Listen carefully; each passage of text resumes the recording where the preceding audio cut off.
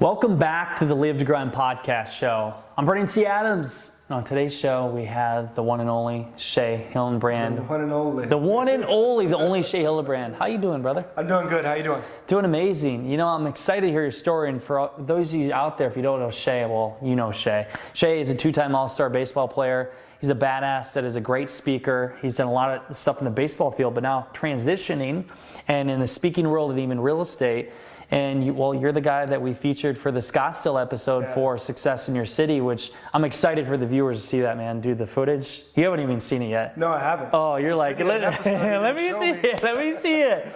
But I want to dive deep into your story. Because I know your story, but I want everybody to hear your story of how you even got into baseball, the journey, the process, what it even takes to become a professional baseball player, and how you can actually apply that to everyday life. So dive me back into the beginning with you in baseball and what even got you started. It's one of those things where I was always athletic. I was that kid that was labeled with ADHD, OCD, all that garbage they have nowadays in schools that they're trying to take away from kids and isolate kids.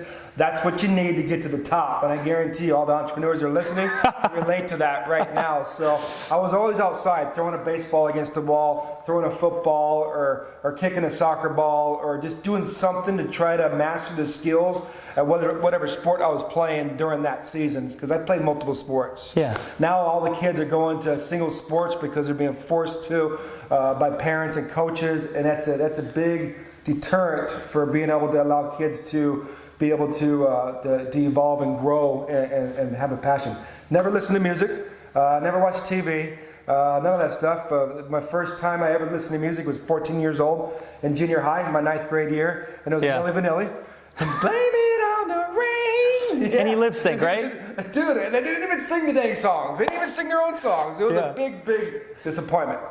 But I was outside always, and it's so cliche, it's gay, it's stupid. It's like, I was grinding. You're grinding. I was grinding, man. I was grinding all the time. And that was my happy place. That was my comfort place. I loved to be able to do stuff like that. So. I always tell everybody the last time baseball was fun for me was in Little League. Yeah. Because that's when you're there with your friends and having a good time and doing all that stuff. But from then on, junior high, high school, junior college, I was the best player. Each of those levels. I was as well kicked off of every team. But you played soccer too, right? I played soccer. Like one of the best soccer players in Arizona? No, the best. The best. The best. See, growing up in Southern California, that's where I grew up. You have soccer was huge. Yeah. You know what I mean? Out here, when I moved to Arizona, my sophomore year of high school, I pretty much believe we used cactus for goalposts because soccer wasn't that big yet. So we're kind of ahead of the game out there in California. But that's how it evolved. I really didn't like football too much. Like I'm a super sensitive guy. My senses are really sensitive. Like my sight, my hearing, like I get like eagle eyes. Yeah. I could hear like insane, like the touch, and I hated getting hit. I hated like getting tackled or whatever because I just go off. I like want to kick somebody like a water boy. You know what I mean? Like go up and just double kick somebody. I couldn't control myself. So it must evolved into soccer and baseball. So, but like I said, not many people know this about me. I was kicked off my junior high team. I was kicked off my high school team, and I was kicked off my junior college team. Why were you kicked off? But by 3 different stories. In junior high, I didn't play well with others. You didn't fit in. Definitely, you can't fit in, especially when you're an entrepreneur. You can't fit in. Like I was the best player in the junior high team. I'll just give you that story. And I was playing shortstop, and our left fielder was my best friend. This is junior high. This is my buddy from Nicaragua. So he made a diving play, amazing ESPN play in left field to end the inning.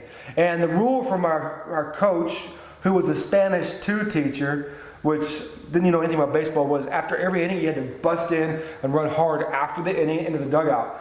And I didn't do that because I was waiting for my buddy to see if he's okay, see if he's hurt. And as he jogged in, I kind of jogged in with him, and the coach started airing me out in the dugout. Like, you need to sit down, you didn't run in hard, whatever, just going off. And I basically told him what I thought about it. He used a few F words, all that stuff, and he kicked me off the team. So being a week off the team and the best player in the team, my homeboys, my friends, my posse, all my friends went into the Spanish teacher and sat down with the meeting and said, could you please, please, please let Shea back on the team because he's the best player and we need him or else we're going to lose. And the Spanish teacher told my friends who were my teammates that if I apologized to him, go back on the team. So I went in, I apologized to him. Sorry about that, Mr. Tierney. I turned around, walked out, and I told him he was a fucking asshole. He kept you? He didn't hear that, but I said it loud enough for my friends could hear me. You have to always speak and envision things and project that out into the future and let people know what you're about to do because that's how things happen. Oh my God. So I could see you do that. You should write a book about this experience. So that happened. Talk about, because a lot of people understand. I mean, what is it, like 0.001% actually make it to the major leagues? It's insane. It's insane. After high school, the numbers is like not even 1% of players play after high school. I mean, there's 3 million youth baseball players in the United States. That's from adolescent, maybe 5, 6 years old, up to 18, up to high school. There's 3 million. That's not Canada, that's not Mexico, that's not Latin America, that's not Europe, and that's not Asia. That's probably another 3 million there. So 3 million youth baseball players, 1,500 out of 3 million play professional baseball. And then 150 out of 3 million play in the big leagues. And even your situation, you were literally against all odds with it because you walked on for a college team, right? Like we said, I was the number one soccer player in Arizona. At the time, I wasn't that good at baseball. But I barely made league conference. I had no opportunities to go anywhere after high school to college to play baseball. My dream was to go to Arizona State. Growing up in Southern California, I had an Arizona State watch, I had Arizona State shoes, Sun Devil this, that. Yep. I was a diehard Sun Devil fan, and that's all I wanted to do. So when my family moved out here to Arizona, when I was in high school, that was my vision, but I wasn't good enough. So I walked on at the local community college, Mesa Community College, and the only reason I made the team is because of my work ethic. And that's the thing I need to convey and want to convey, and it sounds so dumb, and you always hear it, is that's what it takes to get to the grind. Top. To grind. You gotta work. You gotta work. I would outwork everybody. I was the first guy there, last guy to leave. And in the short amount of time I was at junior college, I became the #1 baseball player in junior college. Through grind, through persistence and just nonstop. So how long did it take from college to get to the point where what was your first team you went professional? Boston? Oh, check this out. So I grew up in Southern California, diehard Dodger fan.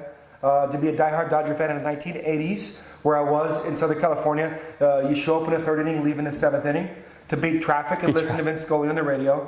And that's the consistency of a diehard Dodger fan. When I got drafted by the Red Sox out of junior college in 1996, I proceeded to tell all my friends and everybody around me that I got drafted by the White Sox. That's how much you knew about that. That's how much I knew, and that's how important the grind is. It doesn't matter where you're at, man. You got to grind it because you just go. And all my friends would say, dude, what are you talking about, dude? You got drafted by the Red Sox, dude. Like the most prestigious baseball team of the generations and been around for a century. And you didn't even know their name. Didn't even know their name. So I told all my friends, my answer to them was unequivocally every single time. I don't care what Sox it is. I'm going to the big leagues. So that's what it was. I go to my first professional season of pro ball, and I proceed to win Player of the Year. I was the best player in the team. But what they don't tell you with Major League Baseball, and I think this or professional baseball, excuse me, and I think this correlates because it's just came to my mind right now so much to entrepreneurship. You think it's glory, you think it's glam, you don't realize how much you got to work, what it entails with at the beginning, with no money being made, with the sacrifices and investments. What they don't tell the kids coming up to professional baseball that like 90% of players after they get drafted and signed, 90% after the first week want to quit. They kind of correlate to entrepreneurship. They want to quit. It's insane what you go through. I was making $650 a month. Half of that went to room and board. I was living off of $300 a month playing professional baseball, driving on buses 13 hours in the middle of the night and playing in these podunk towns in, was it Iowa? Iowa. Yeah, in Iowa. Yeah. Cedar Rapids, Iowa. Cedar Rapids, Iowa, yeah. So it's insane. So how did you, And I quit. You quit? Well, you did quit. After my first year of pro ball. I said, I'm out of here. I'm going to walk away. And I convinced myself that if I just come home, I wanted to be an entrepreneur. If I came home to be the manager at the textbook store across the street from junior college, I'll be straight. I wanted to run a textbook You could be kidding me. So what brought you back? I called up the minor league director and I told him what I did. And he says, I think you're making a wrong decision. If you ever want to come back, you're more than welcome to come back.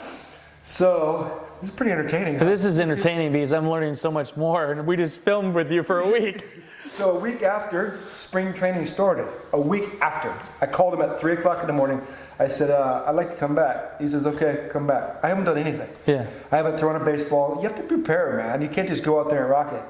I haven't thrown a baseball, but I go out there at 5 o'clock every morning. People come out about 7:30, 8. I'll be out there at 5 o'clock throwing the ball against the wall. Throwing the ball against the wall. Working. And I got player of the year again. And you were playing what position? Shortstop. Shortstop? And I got switched to catcher. Yep. And I played first base, third base. I got drafted as a shortstop. At the Red Sox? With the Red Sox. White Sox? Is that what it was? No, I'm just kidding. So, as a shortstop. And I was top player in Arizona for junior colleges. And the first 10 games in professional baseball, I made 14 errors as shortstop. I had no idea what I was doing. But you learned. I became a 2-time All-Star third baseman. And I still didn't know how to field a ground ball. So when you talk about the money side. So you were grinding, you were making no money, barely to live. At what point did you sign the deal that, you made it? So you don't make any money until you get to the big leagues. And then once you get to the big leagues your first year, just the lifestyle, just the glory, just the glam, just like you're treated like a god everywhere you go. It's insane. You're living a celebrity life. Yeah. And when I think the league minimum now is $500,000. When I was in the big leagues, my first year was $260,000 was the league minimum. But you don't really make any money until after your third year. That's when you become arbitration eligible. And I went from $460,000 to $3.8 million. $3.8 million for 1 year. $3.8 million. And the first purchase I bought in the major leagues wasn't a house for my mom, wasn't a house for myself. Because a lot of people do that when they play professional baseball. When you get that check, or when you're professional athletes, you gotta give back for your parents or whatever. They buy themselves a car. I bought myself a horse. How much was a horse? $4,000. That was it? I was pimping. You bought a horse. A quarter horse named Coors Light. I always told myself when I was a kid, like I told you got to vision it. Yeah. I always told myself I was going to buy a horse, and whenever I got the first chance, and that's what I did. I'm curious to hear, what was that feeling when you realized you were signing a that you were going to be a multimillionaire? What was that feeling like? Did it faze you? That's a great question, because I was so grinding so much because of where I was. I never thought I was good enough. And I never thought I had made it. I never thought that I belonged. I was always trying to prove myself because of the story I told myself at 14 years old. But the thing is like we would get paid every 2 weeks.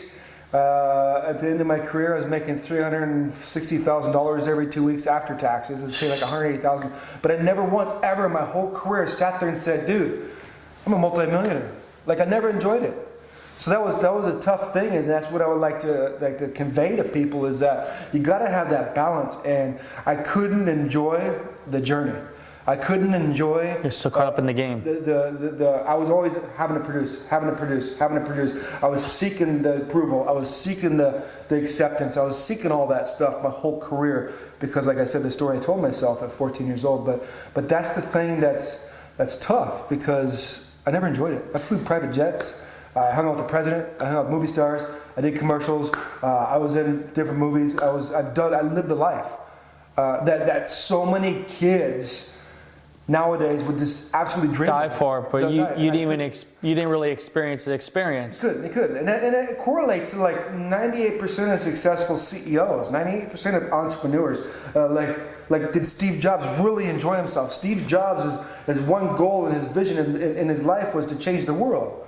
But did he change the world within himself? Yeah, I know. Because if he died, it doesn't matter. Like it's just crazy the value, and through the ups and the downs and the turbulence I had, is that I really realized like the purpose, like what is the purpose of life, and that's the big thing. Establishing your why for what you want to do, and that has to be set and ingrained into your belief system. before you go out and start out and do anything. So for you to, and I want to get in the details of how you became so successful in baseball, but thing for you is your why is you were driven by anger to become successful. Yeah. But let's talk about the technical side. What is the formula to be able to be great at baseball beyond the grind? It's the same formula across the board. I've done talks, I've done speeches, I've done presentations in areas where I've been in front of very, very successful people that had multi-millions. I've talked in front of Secret Service, CIA, like retired, like people that are like amazing at what they did with the military, with all that stuff. And it's the same thing across the board. It's all in the process. You got to establish that process, and you got to get that routine down, because our minds are routine oriented, and you have to have your mind specifically fixated on one thing, a specific focus, a specific thought, and that's what you and I have a challenge at, because we're visionaries, right? We think we could change the world, but you can't do it if you don't start and stay specific. And that's why I always go to like the Apple concept, like all the way down. They wanted to create the best product, and then they mastered that product all the way down to the packaging.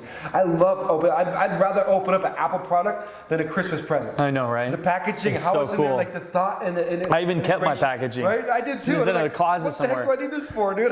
I had it for 15 years, you know? So it's like, that's how it is. It's specific, and stay focused on that thing, laser focus, and just doing it. So, I mean, I've swung a baseball bat a million times. But the thing is that I'd be an idiot, and I always think of like Tony Robbins, like he says, I've spoken to 4, 5, 6 million people around the world, and everybody's human needs, the 6 human needs are the same. I'd be an idiot if I didn't know how to do it, because he's done it so much. Does that make sense? Mm-hmm. So that's what gets you there, is the self-confidence, is the grind, and doing it every day, is going out there and taking delight in the work and the discipline it takes to go out and grind and master the platform and the field that you're in. You can't take delight in the result. You have to take delight in the process and the discipline it takes to go out there and grind it when everybody else is sleeping. Yeah. Right? And that's what you do, and that's how we relate. But incorporating that process, I can't just go out and swing a bat aimlessly, mindlessly. I take 40,000 swings in the off season. But every swing I took, I had a process of what I did. I knew where I was going to hit it, the direction. And then I focused on the ball. Then I allowed myself to achieve my loading mechanism. Then I felt what it felt like to hit the baseball where I was trying to hit it with the direction. That's just like baseball terms. And I did that over and over and over and over. When you do that, have your mind specifically focused on one thing, then you can ingrain that feeling into your nervous system and file those feels. So in the game, I'm just working off intuition. But it's all in how you work. It's just like preparing for a speech or going to present. You're just out there feeling it and going with the flow, but you got to prepare and doing that and rocking it. It becomes a part of you. You no longer think, you just react. And you have to do it so many times. You can't just do it. And people with talent, people that are smart, they just go out there and just do it. But there's no substance to it. It just doesn't stick within you. And you can't just write off talent. You might be talented at script writing, you might be talented at doing certain things, but the work is what separates you from the rest. From the rest, and you put in the work, clearly. 100%. What I always use when I talk to the kids is Will Smith analogy. Yeah, I love it. Where if we're on a treadmill, and the competition for the treadmill is that we're going to see who stays on the treadmill the longest. I make it real simple. And it's like, when I listen to him, I was like, oh my gosh, that was me. There's only 2 options that go through my mind on that treadmill. Either I'm going to win, or I'm going to die trying. Yep. There ain't no cramp, there ain't no side ache, there ain't no time. I will pass out, and I will die before I give up and let you beat me. And that's how you have to have success in entrepreneurship. And I think that might be the disconnect and what the younger entrepreneurs need, because they need to feel like they're adding value. They need instant gratification. Yep.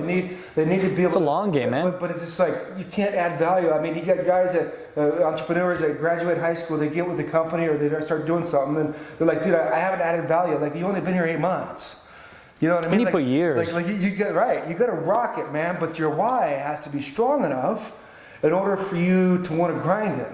Because how many days, like I can't tell you how many days I woke up, like through the journey of playing baseball. That, I mean, we're doing it 8 months out of the year every day, and then we take 3 weeks off, and then we train in the off season for another 3 months straight, 3 months in a week straight. So you're doing it like 11 months out of the year, like grinding baseball. It's insane, dude. Like I can't tell you how many times I wanted to quit. And it's like, what am I doing? Like this is stupid. Like but that why, that something that resonates in you when you're pursuing what makes you tick is what keeps you going. It's overnight success, years in the making. It's like when you found out that you had your $3.2 million sign, that took you how long of, getting $750 a month and then getting a little more. And then finally you got to that moment. How old were you when you hit that moment where you realized you'd make $3.8 million? I was 25 when I was in the big leagues, and I already said I was too old.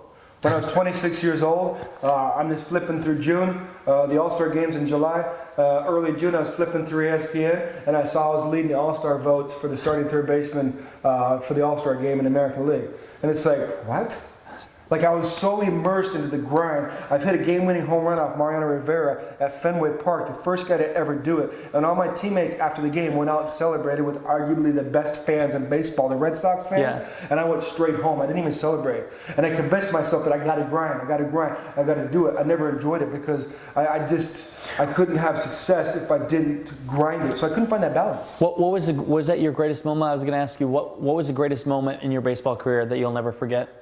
Hitting a game-winning, I felt like David beating Goliath. That guy's like the best ever, a closer in baseball, Hall of Famer. It is funny because I just got invited last week to his golf tournament. Which one? Tampa, Mariano Rivera. Oh, nice. He's going to have me golf in his golf tournament. That's awesome. I'm going to interview him, dude. Mariano, what's up, dude? So I got a Facebook message the other day, and I was like, is this real? That's funny. Like they invited me, so Kristen, my wife, and I are going to go out there and do some networking. Good for you, man. With baseball players. That, and then playing in the All-Star game. I started at third base in the All-Star game in 2002 in front of millions of people. I had to have 4 beers before the game just to calm my nerves. I felt like standing at the altar with my wife. My knees were shaking. Nervous. I can't tell you what it's like. My idol, because like I told you, I was a catcher. I kind of came up as a catcher through the Red Sox organization, and I idolized Mike Piazza. He played for he got drafted, one of the last draft picks for the Los Angeles Dodgers. He just got inducted to the Hall of Fame, but he was a big catcher and he could hit. And that's kind of how I was. I could hit, and I was an average catcher. And I idolized him. I'm like, dude, I want to be like that guy someday. 2000, fast forward, he's playing for the Mets, 2002 All-Star game. I'm walking to home plate, I'm the second hitter of the game, and Mike Piazza's standing right there. Like my idol, and it just to process that information. It's crazy. Dude, I'm there. I can't imagine maybe with entrepreneurs just sitting there idolize Richard Branson or even Kevin Harrington or something like that, and all of a sudden you're just like, what, dude? Chilling. He's like, hey, what's going on, Shea? Congratulations. He knew me, dude. I was like, what? I can't even answer what's going on right now, dude. That makes me think too. When I was even studying Kevin Harrington and everything, I didn't know him, and all of a sudden. It wasn't until the moment where I was actually working with him and we were partners and just texting each other, and I'm like, this is crazy. This guy is who I idoled, and now we're business partners. And what got you to that position? Yeah. The grind. You never know. And that's the thing is, whether you believe in God, or whether you believe in the universe, you have to speak it into the universe. You have to make it tangible. You have to attach your senses, because our mind can't discern the difference between imagination and reality. And I can't tell you how many times I sat there and cashed that paycheck and sat there and hit that game-winning home run in a Major League Stadium and listened to the crowd roar when I was in junior high, when I was in high school, you visualized when I was in the minor leagues, all that stuff. I'm telling you, I have no idea how I got there. I was a 2-time All-Star third baseman. I want to use this as a tagline to teach. Yeah. My wife won't let me do it. She's like, you can't do that. It makes you look bad. I was a 2-time All-Star third baseman, and I had no clue how to field a ground ball. I go to the 2005 All-Star game. I come in as a defensive replacement. There's a picture on the internet with the ground ball coming at me. I was a defensive replacement in the 9th inning in 2005 All-Star game. I was playing for the Toronto Blue Jays. There was one ground ball hit to me. It was an absolute missile, and it was hit off my leg. I didn't even get my glove on it. It was hit that hard. Ball fell down, threw him out of first base, got him out. And when you get done with the All-Star game, you go back to your team that you're playing on. So I go back to the clubhouse in Toronto, and all the teammates that are there, they're envious of you because they want to become an All-Star, and they weren't there. They're like, hey, dude, Shea, what's going on? How was the All-Star game? I was like, you want to know how the All-Star game was? I pulled down my pants in the clubhouse. I had right here. That's how the All-Star game was. It sucked.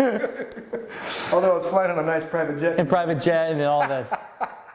That's just amazing. All these experiences you had, and you weren't even. I think a lot of entrepreneurs out there, they need to enjoy the journey. Yeah. Because if you don't, like you said, you get to this all-star moment and you're not even happy. You're not even appreciating the moment. I didn't, and I was in the grind, and that's what I think with a lot of young entrepreneurs, the younger generation. Need instant gratification. You need confidence. Like it's hard because there's a disconnect, because it's just the way society is, the way technology is. Like I think, like to be a leader, you have to have sympathy and empathy. So empathy and understanding of who you're leading. Like we have to have an understanding of who these guys are, who these gals are, and I think that's what separates me now with my nonprofit foundation, with creating these programs and this curriculum and going around and speaking to kids all around the North America, is that what I'm seeing is there's a huge disconnect from the coaches and the players, because just the language is different, man. Like when I was a kid, just tell me, I go figure out how to hit the ball. Yeah. Like I just go out there and grind it because I love the game. You know, everything's like technology now. Everything's numbers now. Everything's like they see those dollar signs and all that stuff. And if you're seeking that, it's different. It's empty. You got to focus on what you love. Absolutely. And what I teach you got to take delight in the process. You got to take delight in the discipline it takes to go out there. You can't take delight at the end, because it'll ruin you. Like I did it. Like I mean, I was my 7th year in the major leagues. I was making $6.5 million, and playing in Anaheim with the Angels. And I mean, I was flying private jets. I had $1 million mansion. I had three houses and everything in the moon. And the first word out of my mouth every single day when I woke up, subconsciously, the way I've ingrained myself, the first word out of my mouth was the F word. My wife's like, "What's wrong with you, dude?" I was like, I sold my soul to the game. Like I grinded it so much that I just. You got to immerse yourself so much into it, and what the game demands, and what that level demands. You don't live a normal life. So that entrepreneurs that are seeking that star status, and they're looking at these mega successful entrepreneurs, the Richard Bransons, the Kevin Harringtons, the Steve Jobs, or whomever it might be, who's successful now. It's like they don't live a normal life, dude. No. They don't live a normal. 98% of successful CEOs and entrepreneurs are family sacrifice, because you got to be married to the game. You got to be married to what you're doing. You have to be 100% immersed. So you have a difficult time finding a balance, and to find that balance internally. So between your mind, your body, and your spirit, all that stuff of how we're created and made up, there has to be a balance. If not, you're going to seek external fixes to fill that void, whether it's success, whether it's drugs, alcohol, anything, sex, all that stuff. And I experienced all that stuff through the process of wanting to become a major leaguer when I was sitting at the top of the stadium when I was 9 years old. I mean, all the way to the top. And that process took me back to the bottom. You know, like a lot of people go through, and that's what I share with my story. And coming back up now, like I'm so on fire, and I'm so centered and understanding of what I want to do, and clear and precise, pursuing of utilizing my talents and everything that I have, just to make somebody's life better on a daily basis. And if you do that, things come to you, and things start coming to me, opportunities, just sitting here on the couch with you. Yeah. Came to me like, I don't even know how I'm doing this right now, man. You know what I mean? So like that came to me just by pursuing what I'm supposed to do, and portraying and making other people, providing value to other people. And that's a big thing I'd like to share with entrepreneurs, is you got to provide so much value that they can't say no. You know what I mean? That's what you do to the T. That's your motto. You know, and it's a good feeling doing that, rather than take. If you give somebody so much, they can't say no. So that transition, so obviously you were at the top of your game, all these things, and you realize, like, okay, there's more to life. Talk about you stepping away from the game. What was that like when you left the game of baseball, and in that process? It was a really, really difficult time in my life. I was in the prime of my Major League Baseball career at 32 years old, and I was set to make at least $50 more million playing baseball. But when I came home, my kid, 51 million. Yeah, without a doubt, yeah. So I had 3 adopted children, and when I came home after my 7th season, it really hit me that my kids were not in a good spot with where they were at. I'm trying to tactfully put it to where their adopted mother, my ex-wife, really wasn't, I don't know, it was a tough situation. Yeah. Okay, so I came home and that pain was pretty deep inside myself with the story I told myself, seeking success. I'm telling you, man, the ultimate failure is success without fulfillment. Success without fulfillment is the ultimate failure. I've heard Tony Robbins say that over and over. And I'm like, dude, stop saying that because that was me. But it's pretty cool because I can relate to a lot of people. So much success, but I was empty. And I kept coming home, and I convinced myself in the prime of my career, if I just come home and be a father to my 3 children that I absolutely adored and wanted my whole life with all the success I had, I wanted to be a father. I wanted to have children. My ex-wife, my wife at the time, we tried to have children. We couldn't have them, so we adopted. And I convinced myself if I come home and be a father to my kids and pursue my second dream, passion of owning a zoo. Owning a zoo. Owning a zoo. I always say there's a movie with Matt Damon, We Bought a Zoo, and there's a point in time in that movie to where he is dumping so much money, so much time, and so much effort into this project because he loves what that concept of the animals and what they can provide. He's behind this little outhouse, bent over, doubled over, throwing up because of the stress of him losing. Like, that was me. And I was like, oh my gosh, but that was me. I bought a zoo. I bought a $5 million horse farm. Had 300 farm and exotic animals, camels, kangaroos, llamas, alpacas, monkeys, raccoons, llamas, pigs, everything under the moon. But what was cool is my animals were rescued, and I would rehabilitate them with unconditional love. I give them medical, like these animals have been abandoned, abused, neglected, and I had this vision of restoring and rehabilitating these animals with my unconditional love. And then when they come in, I'm telling you, it's crazy stuff. I know animals more than I know baseball. These animals would come in, their soul would be gone. They had like a blank stare, and I would sit there and just love on them and caress them and just pour into them. I felt like Noah in the Bible, man. Like, it's like, let's get 2 more.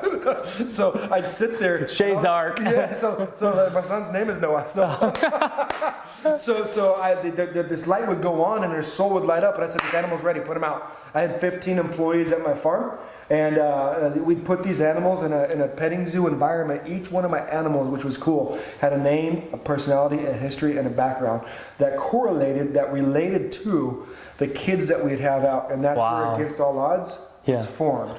Because I take these animals, and that's where I got the voice, is I want to be a voice for the animals and the kids and put them together.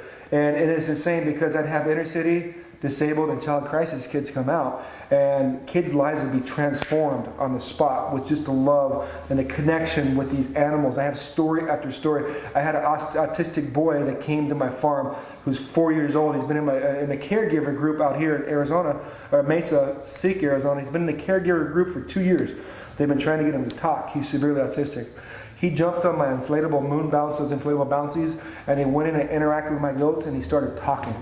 And the caregivers were just like crying. They're just like, oh my gosh, you're gods. And I'm like, I'm nothing, dude. I just have a vision, and I have a why so strong, and I have the money to back it, and I put these animals. The animals are doing it. And I've had story after story that superseded above and beyond anything I ever did on a baseball field. But it came at a steep price because I was not an entrepreneur, but I had a lot of money. And you're spending a lot of money. It came at a steep price. I was spending $34,000 a month on my mortgage.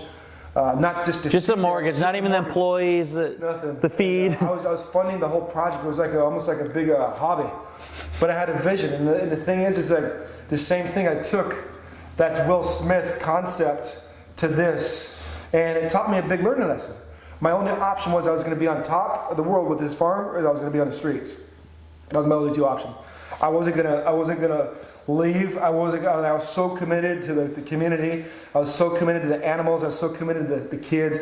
I built this empire, this big project that was changed. The mayor would come out. Like, it was like I quickly became the guy who owned Marley Farms and not the 2-time All-Star in the big leagues. Everywhere I went, dude. You transition your brand. They're like, you own Marley Farms? I was like, yeah, dude. Like, I could hit too. You know They didn't even know the baseball player. Who's that guy? That's how powerful it was. It was insane. So, one day I found myself on my knees asking the Lord to take my life because I received my 3rd foreclosure notice on my horse farm. My 15-year marriage was falling apart, and I was losing everything in my life.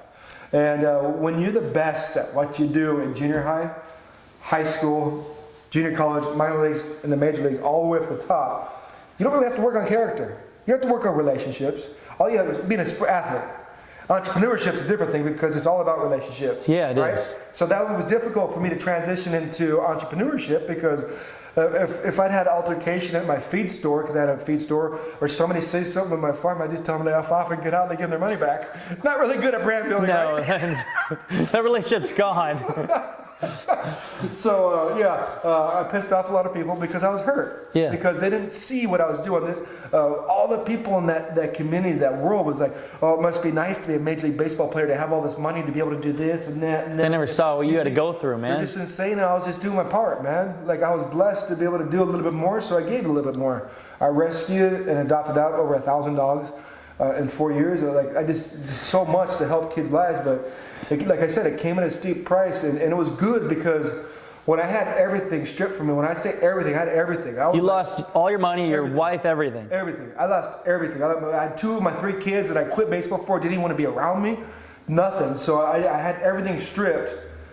And then that's what it took for me to have to work on myself. What was that rock bottom? Tell me about that rock bottom moment for you when you lost it all. It's even thinking about it right now, it's difficult. I've put it in its place and processed it, and it's like, I don't ever want to go back there.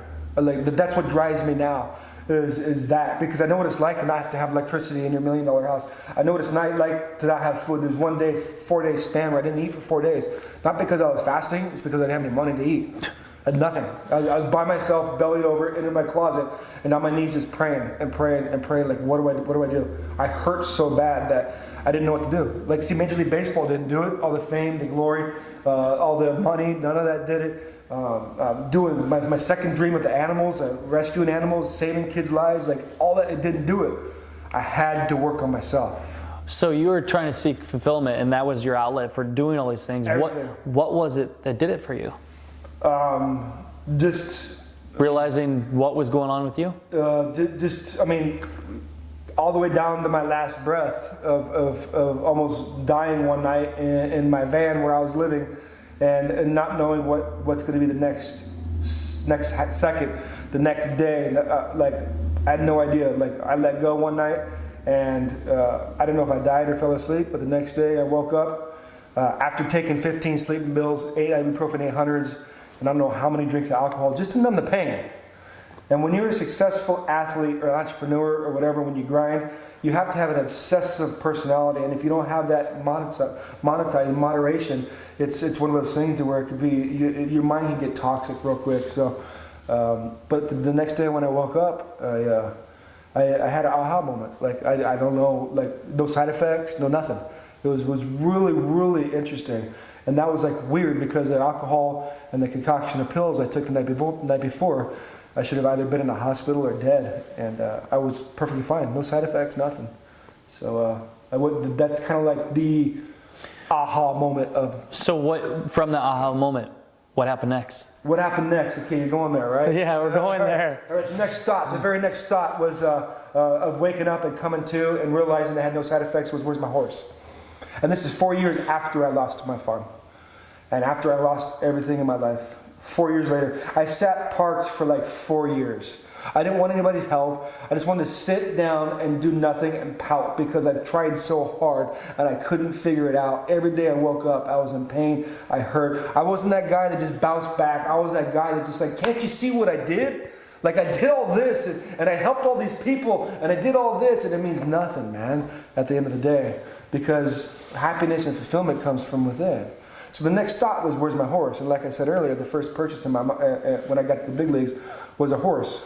So I reached out to my friend because that horse, when the thought creates an emotion, and whatever emotion that is, a lot of the emotions in my life at that time were negative emotions. Those negative thoughts from the programming creates negative emotions. So I'd just be negative, and I almost died the night before. And when I woke up and I thought about my horse, it created a good feeling. Mm-hmm. So I've been trained to go off that good feeling, to train to go out and have success in what I did with baseball, that I tried to ride that good feeling. I called my friend. I said, can you help me find my horse? And his response was, what horse? You had 56 horses. Yeah. But this is a friend that helped me get rid of all my animals when I lost my farm. I said, no, the horse. He said, Coors Light? I said, yeah. So he reached out. He kind of went on this reconnaissance mission. He's like, I'll find it for you. I don't know how he did it or whatever, but he called me back that night. He says, reach out to this person on Facebook because this person has your horse. And I went back to my van that night down by the river, not to a house or anything like that, or what I had before. And I reached out to that person on Facebook through Facebook Messenger. And I said, do you have my horse? And instantly that person responded back to me and said, why? And I was like, I don't know how to respond right now, dude, because I'm not going to tell that person, like, hey, dude, like, I was just on my deathbed and I took all these drug pills and drinks. And I just want my damn horse, man. Give my damn horse. So the reason why that person said why is because that person was going through a divorce, and that person sent that horse to Utah the day before.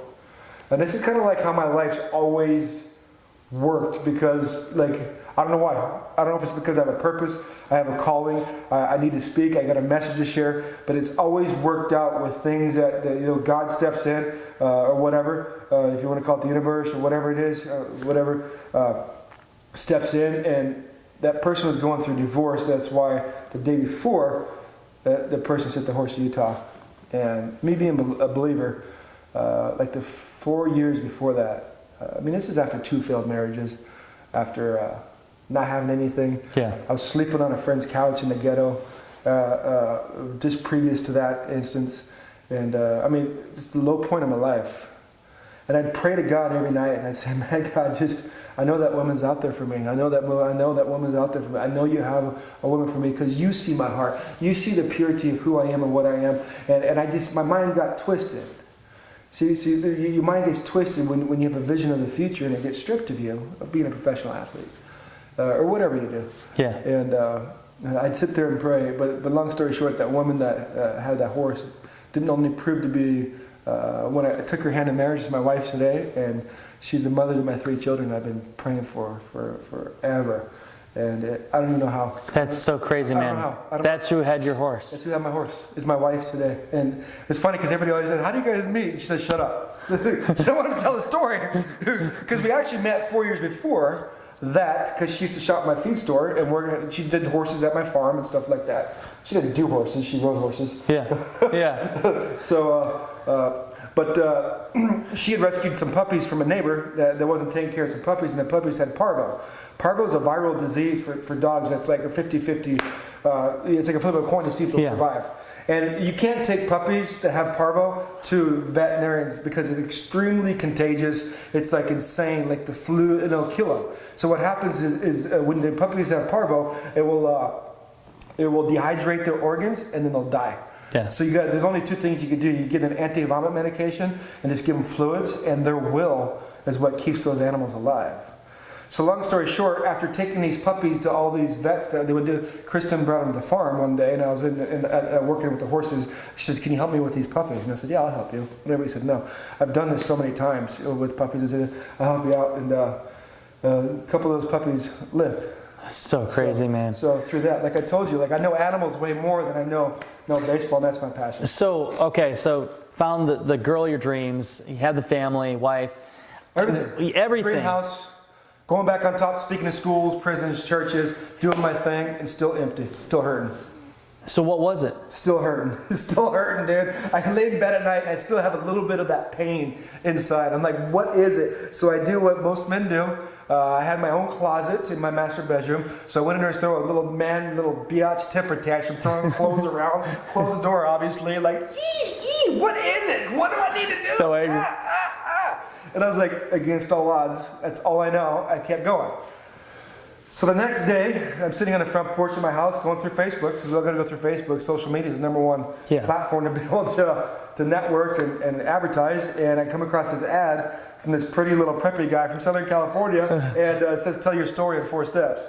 So I purchased this program. Spent my last like $150. My wife was paying for everything at the time.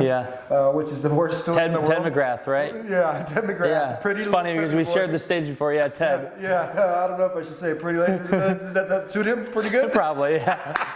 Sorry, Ted.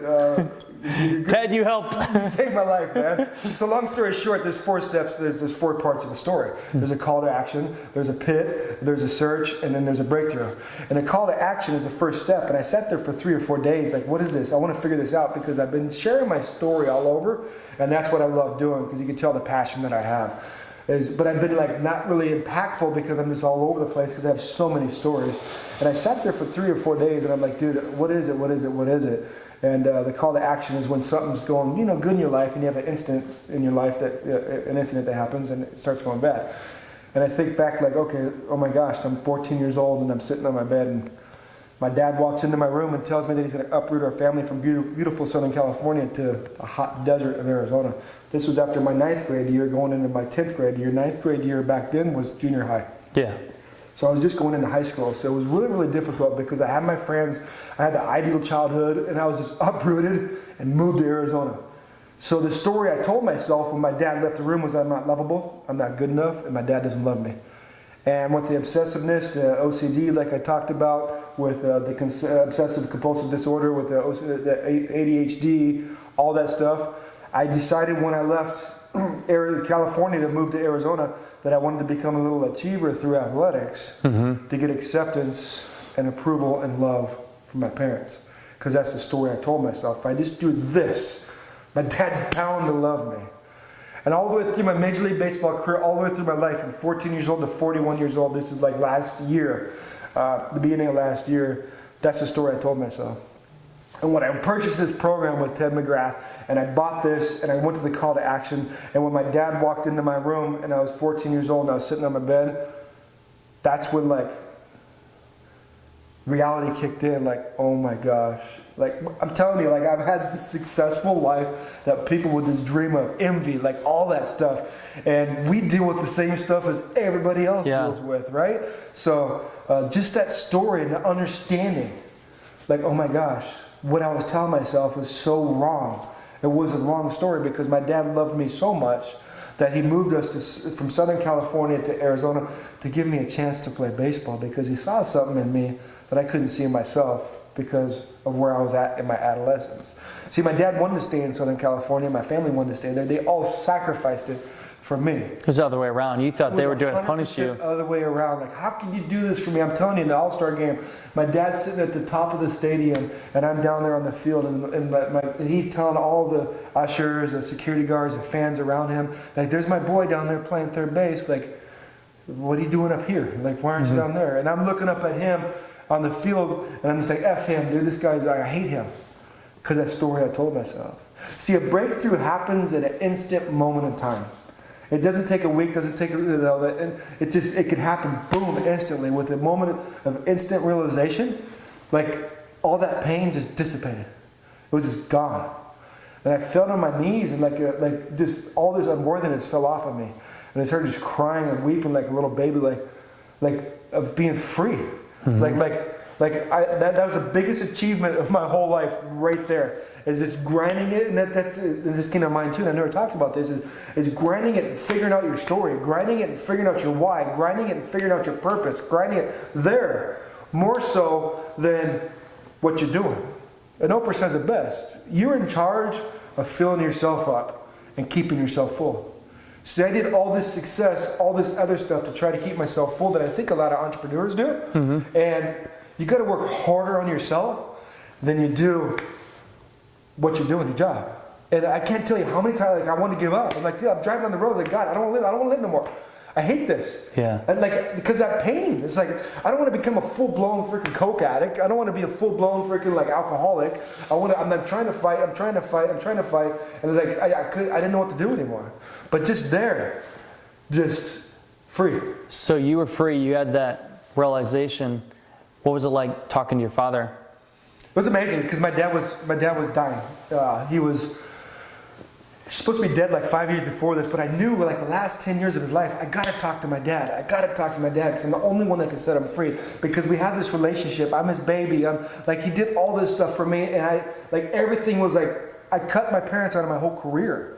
Like, that's like the work. I have to wake up every day with that now. You know what I mean? I could have bought my parents a house. I bought other people's houses. I could have done so much for my parents. Like, I never did anything for them because of the story. Like, I couldn't stand these people, and they loved me so much. So I was able to sit down at his supper table, and I said, Dad, I got to talk to you. And I told him my story, and it was the most cool, free thing ever. And my dad struggled, you know what I mean? Like from his whole life, like with the story he told himself, like from his parents. His mom was an alcoholic. His dad was super hard on him, and he just like carried it down from the generational curse. And all I've ever wanted to do is break that generational curse from my grandfather, from his grandfather, my great grandfather, down to my dad, to me, because I was going to pass that on because I'm so much like my dad. And the thing that sucks is like I hated that. I was like, I don't want to be like my dad. But my dad has so many beautiful traits and characteristics when I switched my perception and my vision of him to see who he was rather than what I thought he was from the story I created. So he broke down and cried, and I cried, and my mom cried, and he says, son, we've been trying to tell you this your whole life. Like they've always been there to help me and be there to support me and through everything. And I said, I know. I couldn't receive it.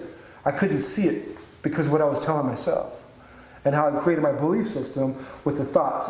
And you go over and over and over and over again, just like hitting a major league fastball, hitting a baseball. I could step in a batter's box right now in a major league field and hit a 95-mile-an-hour fastball, and I haven't played in 10 years. Like it's ingrained in there. Yeah. But ingraining that story in there that held me back, and it didn't empower me. So now I'm using my story. Like it's interesting because you won't see too many.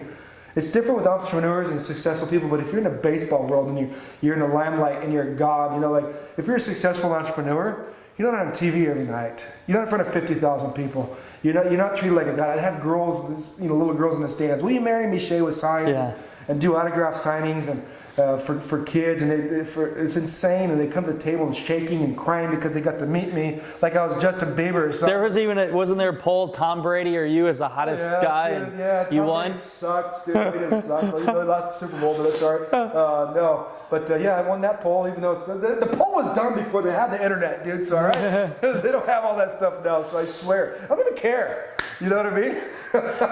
Just for listeners, the poll was was it the best looking guy? The best looking guy in New England, Tom Brady or Shea Hillenbrand. We were both rookies. He was New England Patriots, I was the Red Sox. But I'm telling you, the only reason why I won is because the Red Sox was more popular. Yeah. It was before. It was like Drew Bledsoe was there, and then Tom Brady was just fixing to take over, and a couple guy was in front of me, and I just took over for the Red Sox. But the only reason I won is because the Red Sox were more popular at that time. That's all. Okay, so all this happened. You found the realization, and now you're sharing your story. Let's talk about what you're doing now to empower, impact people as an entrepreneur, speaker. Yeah. So I have a plan. I have it laid out to where I want to start in baseball. And hitting a baseball is the most difficult thing to do in sports. It's insane. They're doing studies now saying it's like seemingly impossible to hit a major league fastball. It's seemingly humanly impossible with what it takes. Like I could do it in my sleep. But the reason why I could do it in my sleep is because the process I trained every day to understand how to master that. What I have, what Major League Baseball players have, what we trained up, the skills, how we work, you can't get at Harvard. You can't get at MIT. You can't get at the most distinguished institution. What we have, what we train in that field, everything I touch now, I have success. Matter if I get into, I don't have business skills as heightened. I do now, but not before. Entrepreneurship with the game, but I know how to make things work. You know what I mean? Whatever I touch, I know how to make things work. So I'm taking that process orientation, and I created a 4-step focus formula that correlates to everything, but it connects the coaching and the players now. It helps the players. I want to teach the players how to work. I want to help entrepreneurs what it takes to get to where you want to go. It's the time blocking, it's the grind, it's the specific focus, having a routine. Like when I played Major League Baseball, man, like I woke up at 9 in the morning, went to bed at midnight every single day when I was playing in the major leagues.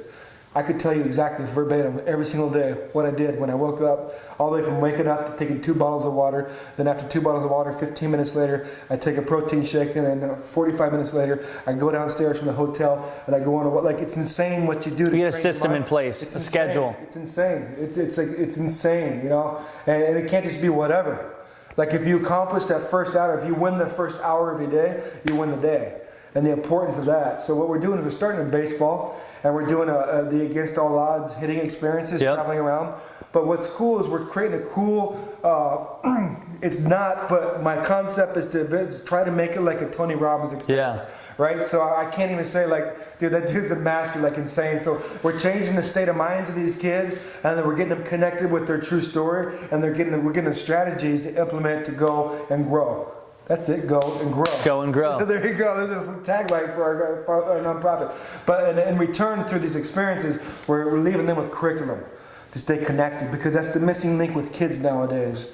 It's insane, the statistics with kids, with suicide, with everything that's going on. It all revolves around the process and how to build self-confidence and self-worth, and using the platform of baseball to do that. Yeah, you're using your platform and your story, your experience to help others, and you're teaching baseball, but it's beyond that. It's you can use this for everything. Entrepreneurship, no matter whatever you're doing, this step formula works. Yep. So we're doing that. We're implementing life skills. Whether it's confidence, I was writing them down on the way here. Did like 7 or 8 different bullet points to touch on that we take for granted, but the kids don't know. You know what I mean? So we're doing that, and as well, I'm doing real estate. I have a baseball academy in Mexico. Yep. We help the kids down there in Mexico. I work with kids up in Canada, and eventually we're going to take this roll of this experience / curriculum that we're creating and rolling it out across the country, just to be able to help these kids develop and stay connected through our website with different videos, with different portals, just to. And all this goes back to for your nonprofit Against All Odds. Yep. So with all this, it goes to fund this and to be able to help more people. Yeah, 100%. And to reach us, it's Shea Hillenbrand International.com or AgainstAllOddsFoundation.org. But as well, we're doing real estate. So I got into real estate, dabbling in that. It's the second passion that I have. Yeah. I've done a plethora of multi-million-dollar transactions playing, so I got a lot of experience to that, ups and downs. So I bought a house in Boston that was absolutely ridiculous, because they tell you never buy a house unless you're in a multi-year contract. I was never in a multi-year contract. It was that year, my first year, my third year, when I was making $3.8 million. I bought a house, a beautiful house. And 3 months after I bought it, brand new, 4 stories, I got traded. To LA. I got traded here to Arizona. Oh, Arizona. Yeah. So luckily, with that transaction, I had celebrity status, and somebody bought it within 2 days because it was a Red Sox player's house. That is funny. So I recouped my investment there, but have lost since then. And now you're selling real estate. Selling real estate, doing that, and revenue generated through the transactions of purchase or sales of the home go to help fund my nonprofit. My purpose, if I can do it, I would love to fill it. I would love to go teach, motivate, mentor, inspire, empower, and just help people. I mean, everything you're doing, I love it, because it's all going back to Against All Odds, helping other people and using your story. I think everybody should. We all have a story, 100%. But you have an amazing story that can impact so many people, even people that went from baseball to transition. I mean, the transition from professional baseball to reality it's hard for people. It's really difficult, and that's like 90% of players. And what happens when you go in, you have a vision of the future. And this is military. This is people that are in positions where you have to sell and immerse yourself totally into this environment of what you're trying to achieve. And if you have success at the highest level, if you're in the military and you're in action, and then something happens, or if you're being a professional athlete and you walk in one day and one day they said, hey, the skipper wants to see you, go in there, and he says, hey, the numbers are this or that, you're gone. When you wake up that day, you have a vision of the future, like, oh my gosh, and then that afternoon, you're gone. You pack your bags and you leave. That vision has been stripped of you. And if you've been living your life, and if you've been swinging the bat 1,000,000 times, and if you've been immersed into this and having success at that level for so long, and that vision gets stripped, your mind gets twisted. Mm-hmm. Your mind gets twisted. For one, you get scared, and you don't think people can relate, because it's like, what do I do? I was doing this and this, and that's all I know how to do. And when your mind gets twisted, you live in the past. So what we're trying to do is, it's pretty cool with our foundation. One of our outreaches, we're helping players transition out of the game. You want to, with this, be able to help people from going from top of their game to transition into the basically real world, and like what you've done, so they can create their own career doing something else. Yeah. So what we're trying to do is get these guys to close one chapter and open up a new chapter with the training that we have of that platform. So the buck doesn't stop there with just helping these guys. So we're creating a relationship with these guys and helping them out, because we know what to do. We have resources. We have mentors within our foundation, whether it's real estate, whether it's sales, whether it's, a lot of these guys don't even know how to do a resume. A lot of these guys don't even know how to do an interview. It's pretty sad. So we're giving family help. We got a pastor on board. We got a counselor on board. We got all this stuff to kind of like mentors to help these guys. Okay, what do you like to do? But in return, what we're doing is using these guys as mentors and leaders for the kids in our foundation. That's what's cool. It kind of comes full circle. It's a domino effect. I mean, you're helping them, they're helping others. Well, 100%. So that's where it is. And what better person is a person that's been on top, has been through diversity, to help kids going through diversity, to be able to connect and understand. You can't get these successful guys that have never been through nothing, you know what I mean? There's millions of dollars, hundreds of millions of dollars. They can't relate, man. I'm sorry. They can't relate. Might create a cool experience, but they can't relate what it's like not to eat or wanting to kill yourself or these thoughts that these kids go through. So we've created a platform with being a professional athlete. And what's happened is a lot of baseball players, a lot of athletes fall victim to that. They allow that platform to create their identity. And that's where it happens because you live in the past. I'm not an athlete. I'm not a professional athlete. I'm an entrepreneur. Like I said, I'm a father of 5. I'm a cheer dad. You know what I mean? I love to speak all that stuff because I've learned how to transition and close one chapter and open another one. Because I've got so much more of my life left to live. I'm not a baseball. It's such a small part of your life. But we're trying to help these guys leverage the platform and create a brand to transition into the real world. To a new life. Give us an advantage over our competition with whatever we're trying to do to leverage that platform and create a brand, right?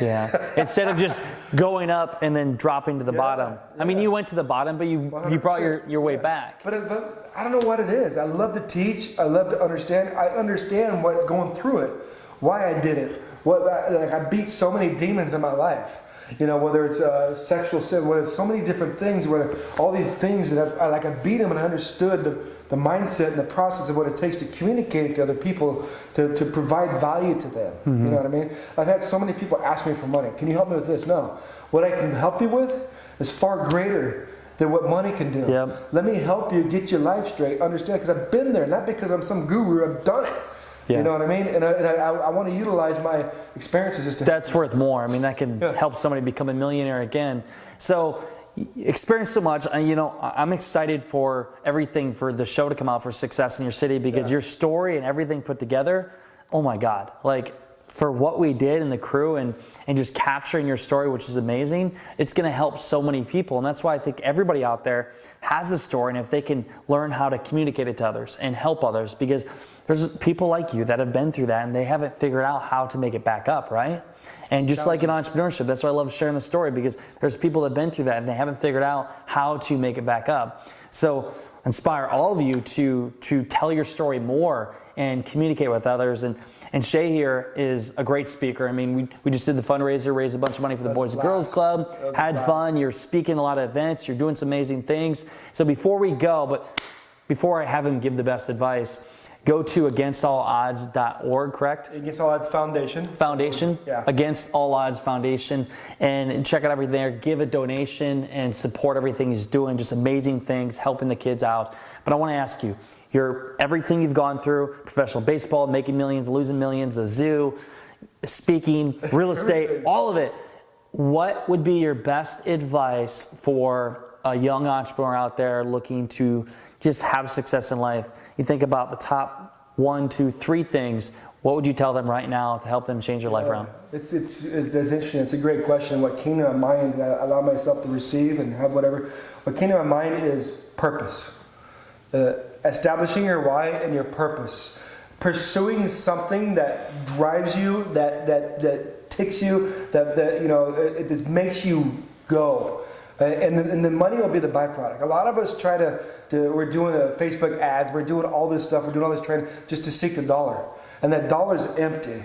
Does that make sense? Entrepreneurship, being an entrepreneur, you got to put yourself in a position that your why is strong enough to where what you're pursuing, you don't need an alarm clock. I don't remember the last time I used an alarm clock. My why gets me up. And the thing that sucks is a lot of times my why gets me up at 2:30 in the morning. And I can't sleep. So what am I doing at that time? Sitting there over there? No, I put my earphones on and learn more, or I'm going and writing stuff. It's because I know what I'm doing. I never did that with baseball. Like the misery with baseball, like drove me to I hate it. I hated every aspect of my dream as a kid. But that's not what I was supposed to do. So your why's got to push you, your purpose, and pursue it. And don't be afraid to fail.